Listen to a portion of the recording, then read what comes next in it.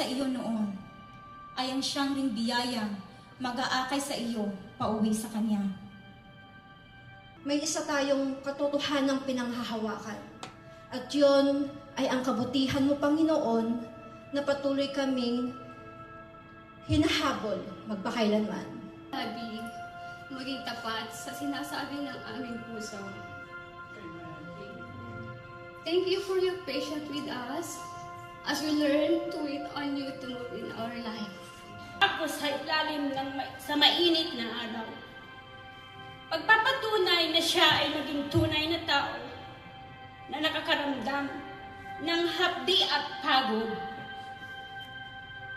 Nauuhaw siya sa ating pagmamahal, sa pagkikipagrelasyon niya sa atin. Inaawit natin ng awiting ito, isipin natin ang krus bilang simbolo ng pag-asa at pag-ibig.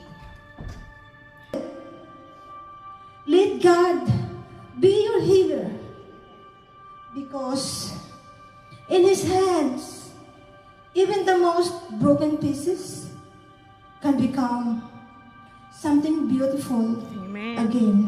Sisters, we are not just looking for talents. We are looking for true worshipers. If you feel you are called to use your gift to honor God and lead others into His presence, we invite you to join our worship lead ministry.